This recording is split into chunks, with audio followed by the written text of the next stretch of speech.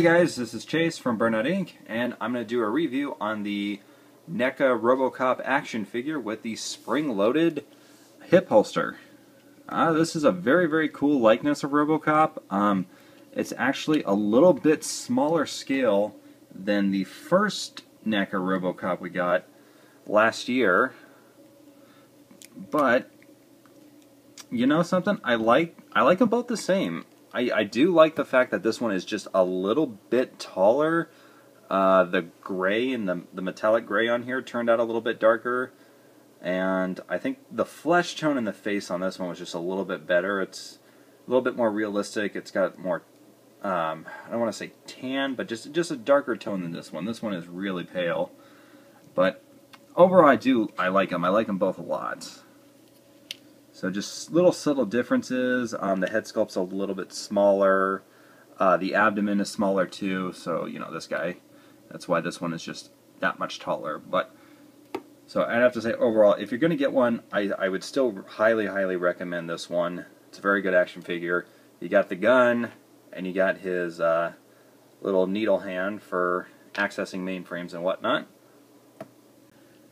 However, if you can't find that one, and you see this guy here, which you probably will from here on out, this Robocop with the spring-loaded hip holster, I would still recommend it. Silver is actually just a little bit lighter in tone than the original, but it's got all the same articulation, and it's almost, you know, the exact same body mold and everything, and all the little details.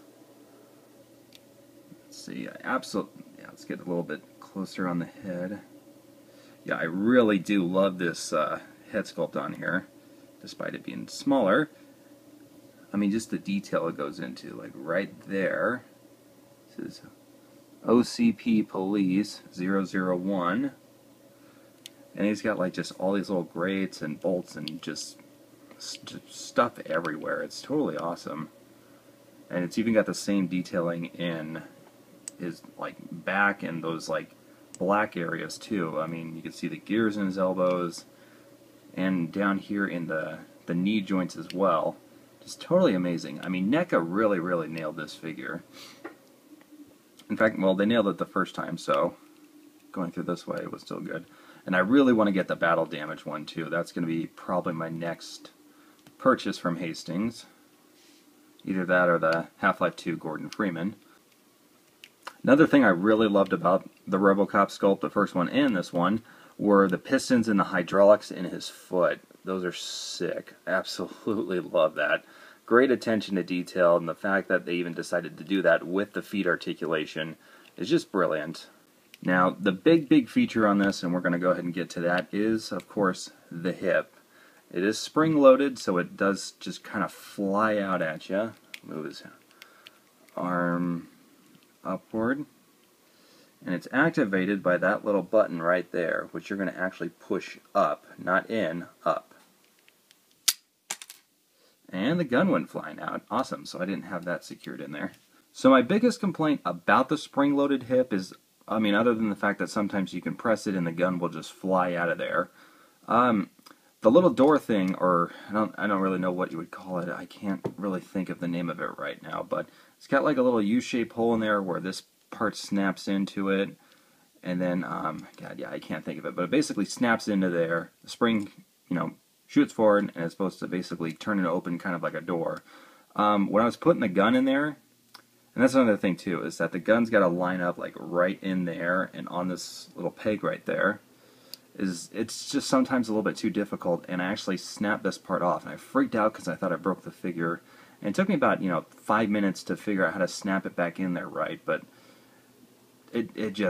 that's really bothersome. I wish they would have actually kind of closed off the pins in there where they snap into. That way it wouldn't pop off. But yeah, you can just basically hold it down from the front of the hip, push it in, and then it closes. And then you can open it back up and see. That's been happening all night. Just at random times, this part will pop off. That's what it looks like right there. And that's the inner workings of it. Took a pause for the cause to, you know, to snap that thing back in there. So my recommendation is that when you go to open up the hip, I would say just kind of put your your hand right there and just sort of cradle it, or, you know, just reinforce it so that it doesn't shoot out of there and snap off that part, because it's going to happen to me from now on. That kind of sucks. And I mean, man, they got like they got two springs in there to shoot this thing out of there, so no wonder it just kind of flies out. But for what it is, you know, I mean, it's a really cool, it's an innovative idea, and I'm glad that NECA at least tried to do this, and for the most part it's a success. I'm willing to bet that it was probably my fault that I broke the damn thing, so I would say, you know, just be careful with it.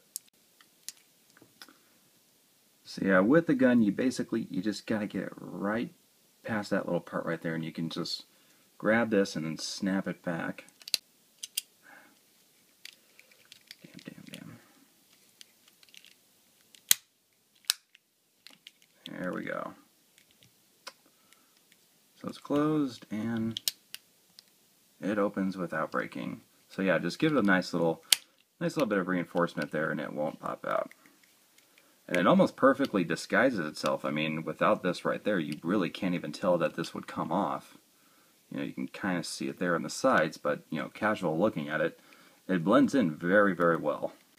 And like the last Robocop, its other feature is that you can pop off its right arm, or his right arm. Sorry there. Didn't mean to offend Officer Murphy. I still consider him a human. Well, part of him anyway. And he's got his little needle that he stabs, you know, the mainframes and stuff like that, and he also used to kill Red Foreman from that '70s show.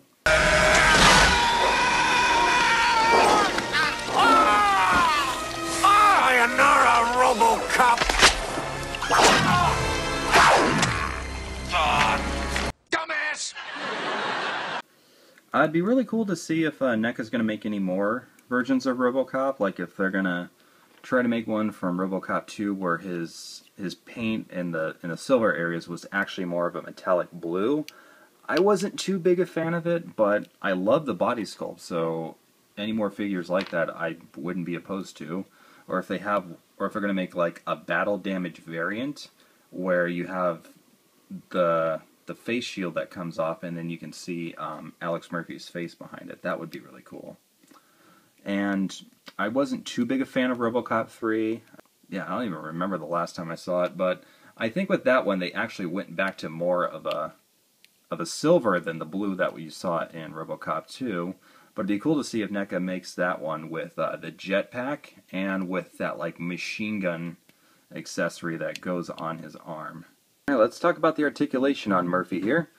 I love the fact that you can basically just bob his head around and stuff like that. It's almost like I'm pretty certain it's its own separate ball joint in there. Can, you know, look up and down and stuff like that. So it's not separate from the neck joint, but for what he does, I mean, he wasn't like super agile Iron Man type person. That's really all the range of motion that his head does in the films and stuff like that. His shoulder joints are extremely close to his chest area, but again, that is accurate to the movie. They can move out a little bit and go all the way 360. I kind of wish they would have given him a little bit more articulation in the elbows. That's as far as it can go there, but it can go back kind of far, but going forward, not so much. Can rotate at the wrist. He's got no hand articulation, though. He's got his own little rocker up in the chest, and he does have waist articulation as well. The legs are a little strange because, you know, they can go out, but they kind of shoot out to the side a little bit. They do have some range of motion in there, too. But again, you know, it's all accurate to the character. He's got a single bend in the knee. It does bend back pretty far, though. Yeah, no rotation and stuff like that. It was the 80s. And then he's got articulation in the hydraulic piston in his foot, in the ankle area, and then his foot can go back and forward really easily. No ankle rock or swivels in there. Again, all accurate to the character, so I can't fault the articulation at all. Overall, I'd have to say this Robocop is a 9.5 out of 10, because this guy was a perfect 10. My complaints about the paint are really just, you know, my opinion, I don't really fault the character for having a more streamlined silver design versus the slight bluish silver that you see in this one here, and I do like the skin tone on this one just a little bit better. And the scale of the figure in terms of the height, I'd say it's a little bit better on this Robocop, or on the Gen 1 Robocop, because he just is a little bit more imposing when standing against other figures. But I love the fact that these guys did a spring-loaded holster, especially seeing as how they really didn't have to do that. This one was already perfect in my opinion. But it's awesome. I just wish it would have been tested or maybe implemented a little bit better to where the side panel on the door didn't fall off as easily as it did, and you know, when you press on it without kind of holding it, it does just shoot out and the gun flies everywhere. So, you know, if Robocop was quick on the draw, he could easily just snatch it out of the air. That would have been awesome.